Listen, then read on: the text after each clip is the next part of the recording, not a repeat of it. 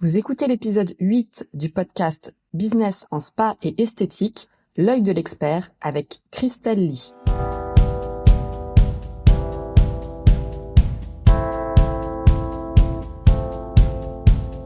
Bonjour et bienvenue. Je suis Tiffaine Modeste et je suis ravie de vous retrouver sur le podcast Business en spa et esthétique, le premier podcast du secteur du spa et de l'esthétique en France. À chaque épisode, je vous propose de découvrir les meilleures astuces que j'ai mises en place au cours de ma carrière et qui m'ont permis d'atteindre le 1 million d'euros de chiffre d'affaires dans mon spa, des outils que je partage avec nos clientes et leurs histoires de réussite, et les témoignages des grands acteurs de notre secteur.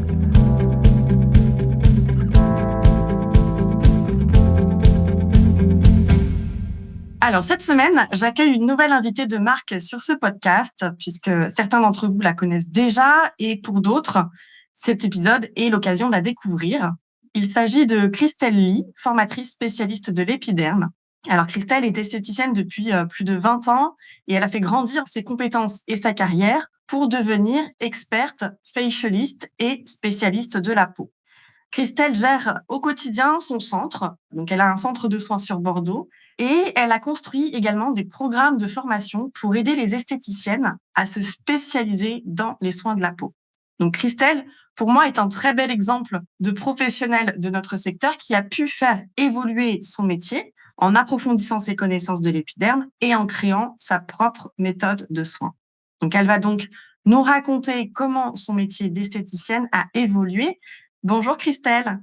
Bonjour Tiffaine, merci beaucoup de m'accueillir dans ce podcast. Ça me fait très plaisir de partager mon expérience auprès des esthéticiennes de manière générale de toute façon. Merci beaucoup. Tu es notre deuxième invitée et c'est effectivement sur un sujet de l'évolution de notre secteur et en particulier du métier d'esthéticienne, puisque tu es très bien placée. Est-ce que tu peux nous raconter justement de quelle façon tu as fait évoluer ta carrière et surtout quand et comment est-ce que tu as eu envie en fait d'évoluer dans ton métier d'esthéticienne? Alors du coup, il y a un peu plus de 6 ans, j'étais salariée dans un institut de beauté, plutôt traditionnel. On travaillait, des épilations, les soins du visage, un peu de LPG, enfin vraiment c'était un soin traditionnel, on touchait un petit peu à tout. Et en fait, je commençais à m'essouffler un peu sur mon métier à cette période-là. Je me posais beaucoup de questions sur, comment j'allais pouvoir continuer à travailler de cette manière.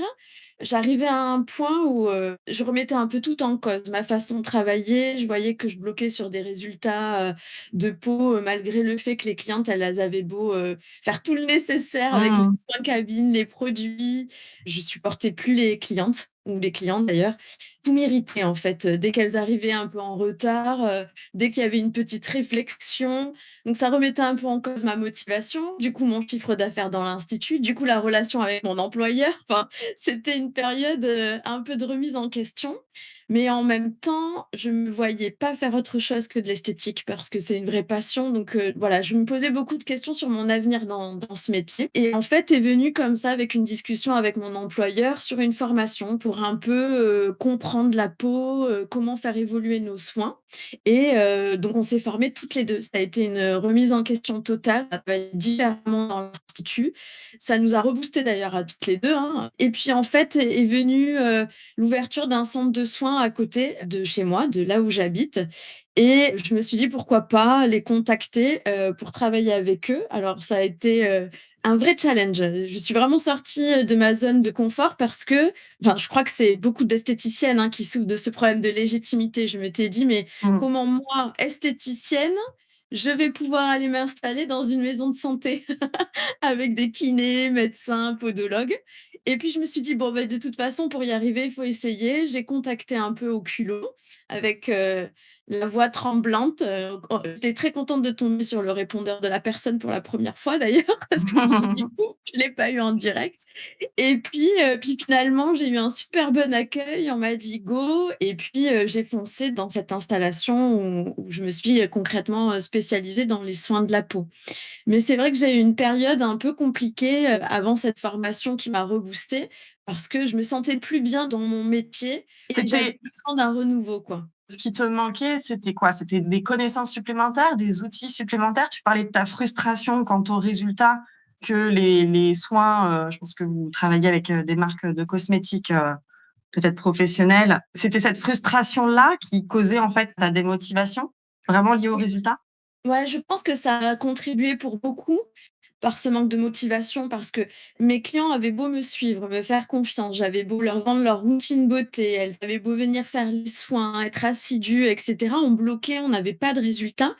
Et je comprenais pas, et je pense que ça fait partie, alors avec le recul aujourd'hui, et un peu plus d'expérience, de ma personnalité, j'ai vraiment besoin de comprendre pour pouvoir, m'adapter, et je pense que, avec le recul, être enfermée dans des protocoles sans, vraiment en voir une finalité, enfin comprendre pourquoi ça c'est important, et cetera, ça me convenait pas, et ça m'a remis beaucoup en question, et le fait de pousser mes connaissances, de comprendre l'écosystème de l'épiderme, je voyais plus là où on voulait m'amener, et donc ça me Mmh. permettait de m'adapter et me redonner, confiance en ce que je faisais dans mon métier d'esthéticienne.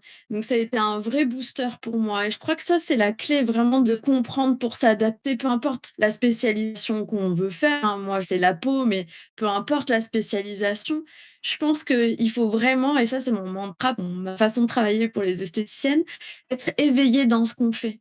Mmh. Avoir une curiosité et une appétence en continu, C'est ça. pour ce qu'on Et fait. permettre de s'adapter, mais éveillé, ça veut dire, dans ses, connaissances sur la peau ou sur la minceur ou peu importe, les ongles, tout ce qu'on a envie de mettre en avant dans son institut, mais, pour les gérantes aussi, être éveillé avec les choix des fournisseurs, comment on travaille, Mmh. pour, voilà, c'est un ensemble qui fonctionne finalement.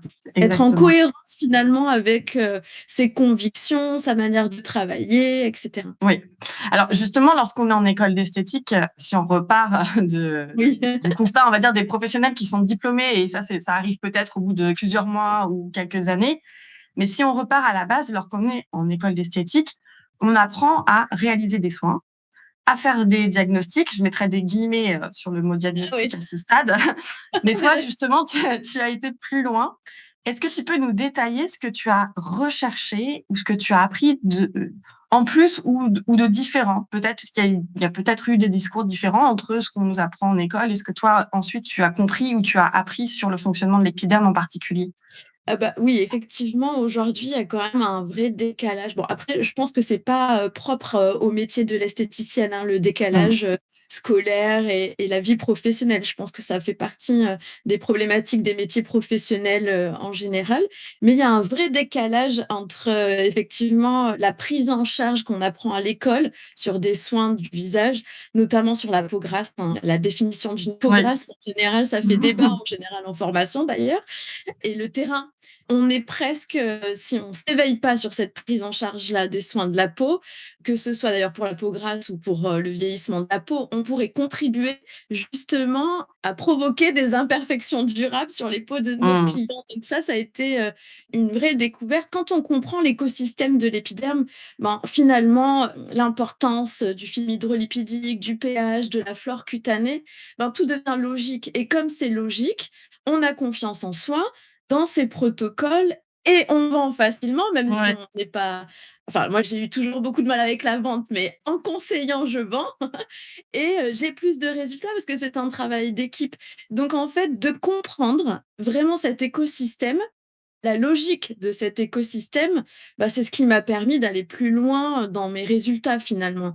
Ça paraît bête, mais vendre des produits, peau grasse, pour des clients qui ont la peau grasse, bah, ça peut contribuer à À augmenter accroître les le problème de la peau grasse. Donc ça, c'est un vrai éveil pour le coup. mmh. À ton avis, de quelle façon, si justement on voulait, accompagner, un peu les différents acteurs de notre profession, donc voilà, que ce soit en école d'esthétique ou même des marques cosmétiques parce que les marques aussi accompagnent sur la formation technique, par Bien quoi sûr. est-ce qu'il faudrait, recommencer? Pour moi, c'est vraiment les fondamentaux. Il faudrait reprendre, parce que malheureusement, il y a parfois des marques qui oublient quand même que, bah, l'épiderme a un écosystème. Donc, je pense que les fondamentaux, c'est vraiment connaître son outil de travail, notre champ d'action qui est l'épiderme, et que ce soit, pour les marques comme pour les esthéticiennes. Parce que malheureusement, aujourd'hui, on a quand même des marques qui restent coincées dans des Mmh. protocoles et qui nous empêche de travailler justement librement sur les soins de la peau avec, Mmh. tu sais, des protocoles un peu bien établis. Donc, je pense que l'éveil général vient des fondamentaux sur notre champ d'action qui est l'épiderme, que ce soit pour les marques que pour les esthéticiennes. Mais il y a quand même un gros virage qui a été pris. Beaucoup de marques maintenant travaillent différemment. Et ça, c'est top parce qu'il faut faire confiance aussi aux esthéticiennes et leur prémâcher le travail, les laisser travailler librement dans les soins de la peau. Et ça, il y a quand même un virement, j'ai l'impression, sur cette prise en charge et l'accompagnement des esthéticiennes sur cette prise en charge de la peau. OK. Bon, bah, ce sont des bonnes nouvelles. On est en bon chemin. On Alors a un beau justement, chemin. ton analyse sur l'évolution et les changements du secteur de la beauté, ils sont importants parce que c'est effectivement toi, tu es encore très dans l'opérationnel puisque tu as encore ta clientèle dans ton centre. Et justement, en tant que facialiste, quelle est ton analyse quant à l'évolution de la demande de tes clients à toi qui viennent dans ton centre? Qu'est-ce qu'ils recherchent lorsqu'ils viennent dans ton centre qu'ils ne recherchaient peut-être pas il y a encore quelques années? Ben, en fait, ma plus grosse demande, c'est trentenaire bouton. Ça, c'est ma plus grosse demande. Et le discours, quand elle s'assoit, à mon bureau, c'est toujours le même: «J'ai tout essayé, vous êtes mon dernier espoir, j'ai envie de voir ce que vous me proposez, votre alternative. Je suis allée chez l'esthéticienne, ça fonctionne pas». Donc là, j'ai mal au cœur quand j'entends ça parce que je me dis: «Il y a vraiment une collègue qui est passée à côté de quelque chose». J'ai essayé, les traitements médicaux, le dermatologue et ça revient, ça fonctionne pas sur du long terme. Vous êtes mon dernier espoir. Bon, du coup, ma mission, le challenge est assez élevé, mais en général, on le relève. Et la nouvelle demande que je vois apparaître depuis, peut-être 2 3 ans, c'est sur l'accompagnement anti-âge. L'accompagnement anti-âge sur, le bien vieillir. OK, je suis prête à vieillir, mais j'ai envie que ça se passe le mieux possible. J'ai pas du tout envie de me diriger vers, les injections, le bistouri. Et là, il y a vraiment un créneau à prendre, sur ce secteur-là parce qu'il y a une grosse clientèle qui est prête à vieillir, mais qui veut de l'accompagnement pour aller vers du bien vieillir. Donc ça pour moi, c'est les 2 gros, créneaux et c'est toujours le même principe. Ben, si je maîtrise mon écosystème de l'épiderme, ben, dans ces 2 points-là, que ce soit pour, les boutons, l'acné ou l'accompagnement anti-âge, ben, je peux accompagner, d'une manière, beaucoup plus pertinente, sans vouloir dénigrer, n'importe quel enfin un métier, mais, Mmh. de manière beaucoup plus performante, pertinente, sur du long terme que des médecins, des dermatologues enfin, on a vraiment un champ des possibles qui est bien plus large que ce qu'on pouvait imaginer, il y a peut-être 15 ans ou 20 ans sur l'accompagnement de nos clients. Mmh. Est-ce que tu vois aussi l'évolution dans les outils dont on dispose ou c'est vraiment lié aux connaissances, et comme tu disais, aux fondamentaux de la peau? Est-ce que parce qu'on a et cette connaissance-là supplémentaire et peut-être des technologies ou des techniques manuelles ou de la cosmétique qui a aussi progressé de ce côté-là? Ben, en fait, je crois que c'est vraiment un ensemble, c'est la synergie de tout.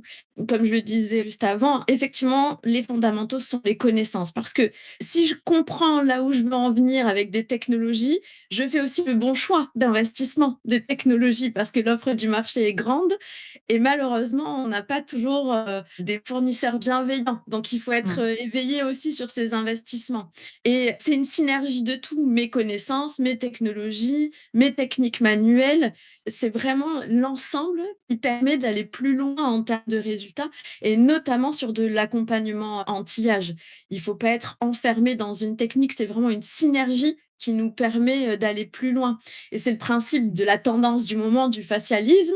Ce qui, fonctionne, c'est la synergie des différentes méthodes manuelles, pour le coup, pour obtenir, du bien vieillir et dans l'accompagnement, des soins anti-âge. Donc pour moi, c'est un ensemble. Mais c'est toujours pareil, si je suis éveillée, je fais le bon choix d'investissement et ça me permet d'aller plus loin dans des résultats et investir de manière pertinente parce qu'on voit de tout sur le marché, hein. Mmh. Ouais, c'est un sujet qu'on traite, d'ailleurs régulièrement sur, Ouais. comment choisir ses investissements. Toi, tu as effectivement le côté, technique et résultat et nous, on a aussi le degré financier et justement, en tant que formatrice spécialiste de l'épiderme, de quelle façon tu accompagnes les esthéticiennes qui suivent tes formations? Quelles sont leurs attentes aussi de ces esthéticiennes qui recherchent un niveau de connaissance supérieur? Ben, alors déjà, comme tu l'as dit, juste avant, j'ai la double casquette. Je suis sur le terrain, donc je pense que c'est quand même, voilà, ce qu'elles vivent, je le vis Ouais. au quotidien, donc ça permet d'avoir des échanges super constructifs et aujourd'hui, les attentes des esthéticiennes, alors majoritairement, je forme quand même des chefs d'entreprise, j'ai des salariés, mais majoritairement, c'est des chefs d'entreprise, c'est qu'elles sentent bien qu'il y a un tournant et finalement, elles se retrouvent presque dans la situation dans laquelle j'étais. Bon, j'adore mon métier, mais je me sens épuisée.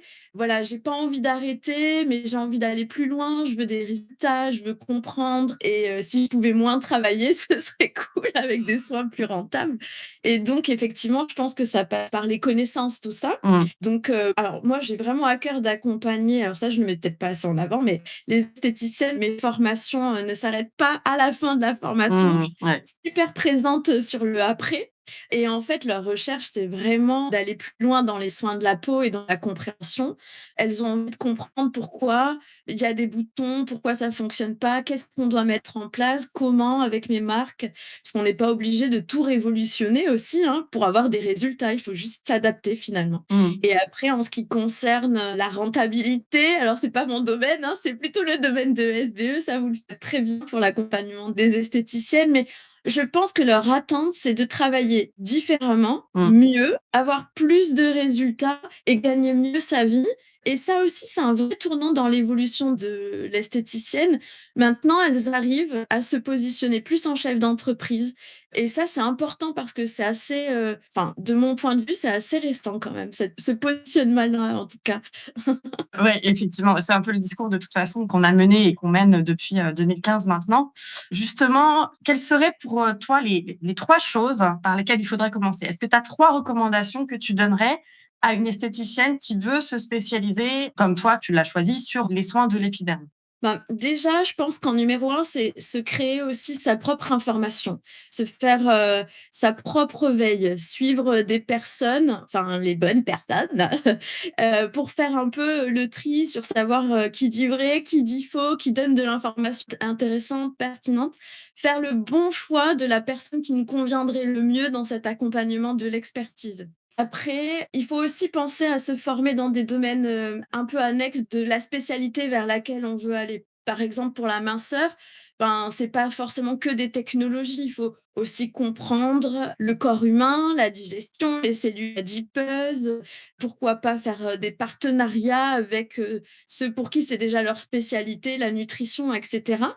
Il faut aussi comprendre que dans l'expertise, on peut travailler en équipe avec d'autres professions parce que, c'est cette synergie qui apporte aussi, des résultats et surtout ne pas avoir peur de comprendre, de se mettre au boulot aussi parce que c'est du travail, devenir une Mmh. experte. Vous avez, effectivement, moi je pense que je suis pas plus forte que les autres, mais je suis déjà passée par des étapes et je permets de faire gagner du temps à des esthéticiennes, Mmh. mais ça passe aussi par beaucoup de travail, personnel et ça, Mmh. il faut pas avoir peur de s'y mettre et pas avoir peur aussi de poser des questions. On a le droit de pas comprendre, de dire qu'on n'a pas compris. On met à peu près 5000 heures pour devenir un expert et quand on a ce titre-là, ben, on se rend compte qu'on est arrivé sur la plaine de l'ignorance finalement et il faut toujours aller plus loin, pas Mmh. avoir peur de faire des lectures, de travailler. Alors je veux pas vous effrayer, c'est pas effrayant, c'est passionnant au contraire, hein, d'aller plus loin, mais il faut pas rester bloqué peut-être avec, nos différentes formations. Il faut pas avoir peur d'aller plus loin. Alors je Mmh. sais pas si c'est super clair. Je suis toujours très passionnée moi, mais C'est très clair, effectivement. J'aime bien parce que c'est vrai que nous, au sein d'Expertise Pas Bien-être, on a mis en place, pour toutes celles qui suivent un programme de formation, des conférences culture métier auxquelles tu avais aussi, oui, participé et c'est justement d'aller chercher, les différents discours, dans notre écosystème, c'est ça. de l'esthétique et du bien-être et je partage totalement ton point de vue. C'est qu'effectivement, on a toutes et tous à y gagner, à grandir et à rechercher, en fait, cette croissance au quotidien. C'est ce qui nous redonne du sens, comme tu disais au début quand tu si on repense à la période où tu t'ennuyais, Ouais. c'est ce qui donne du sens et de la motivation donc merci beaucoup en tout cas, Christelle pour ces éclairages.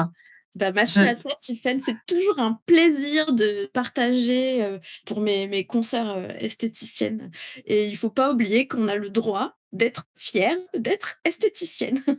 Exactement. Il y a eu du chemin de parcouru quand même. En effet, c'est vrai, c'est vrai.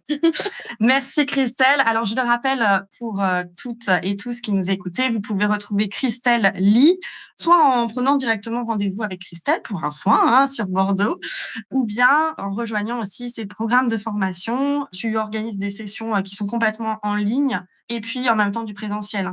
Oui, exactement. Alors, pour toutes les formations, connaissances de la peau, il y a la possibilité de faire en distanciel et pour des soins, techniques, là, par contre, c'est du présentiel. Normalement, je suis assez facilement joignable. Vous pouvez aussi prendre rendez-vous téléphonique via mon site internet pour échanger et pas forcément, juste pour faire un partage d'expérience, c'est possible aussi, quoi. Merci beaucoup, Christelle. On aura le plaisir aussi de te retrouver prochainement, peut-être sur un autre sujet lors du podcast. Avec Merci plaisir. et merci et à bientôt. Merci, au revoir. Si vous aimez le podcast Business en Spa et Esthétique et que vous aussi, vous voulez upgrader votre centre, je vous invite à nous retrouver sur le site expertise-spa-bien-être.fr. Vous pourrez y retrouver mes articles et ressources gratuites et faire le test en ligne. Quel parcours de formation est fait pour moi? N'oubliez pas de vous abonner au podcast dans votre plateforme d'écoute et de nous partager votre avis. Cela nous aide énormément. Merci et à la semaine prochaine.